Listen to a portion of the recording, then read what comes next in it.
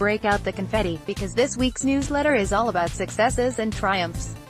Let's review. A woman from Brazil who is seeking asylum in the U.S. was reunited with her 9-year-old son on Thursday after she sued the Trump administration and won. A federal judge in Chicago ordered Lidia Karine Souza's son, Diogo, to be released from the detention center where he had been held for the last 4 weeks. Souza hadn't seen Diogo in a month and the two were limited to just brief phone calls while they were apart.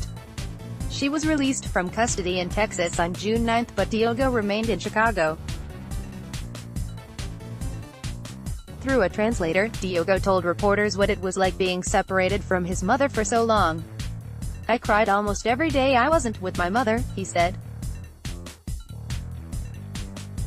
To others in her situation, of whom there are many, Souza advised, "Don't give up, be persistent." Now that's a strong woman. Melania Trump visited a detention facility along the U.S.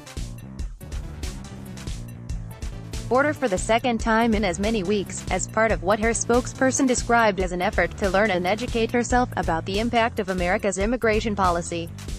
The First Lady visited the U.S. Customs and Border Protection facility in Tucson, Arizona, where she conducted a roundtable briefing with local officials and ranchers. Following the discussion, Melania visited the intake facility where parents were separated from their children under the Trump administration's since-revoked zero-tolerance policy. This time around, the First Lady did not offend millions of people with a truly bizarro fashion choice, so sure, we'll count this visit as a success. Saudi Arabia's infamous ban on women legally operating motor vehicles, enacted in 1957, finally came to an end on Sunday.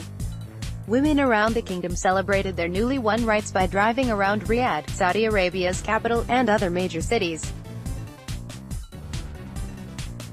"I feel free like a bird," writer and talk show host Samar El-Magran declared from behind the wheel of an automobile. According to Agence France Presse, the repeal of the driving ban is part of Saudi Arabia's Crown Prince Mohammed bin Salman's efforts to present a modernized image of his country. But before you hail the prince as a TV reporter who was covering news of the driving ban's end has now fled the country because the government is investigating the indecent clothes she wore during her news report. A woman with very little political experience scored an unexpected victory over a 10-term New York congressman, rocking the political world. Alexandria Ocasio-Cortez, a 28-year-old Latina from the Bronx, ousted Joe Crowley in the Democratic primary for the 14th Congressional District. Crowley had not been challenged by a Democratic opponent in 14 years.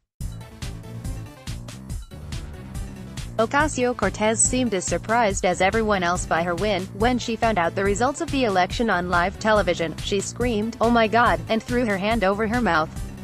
Crowley, in the wake of his defeat, played with his band at a campaign event and dedicated a number to Ocasio-Cortez, a cover of Bruce Springsteen's Born to Run, Gotta Love, an apt campaign song.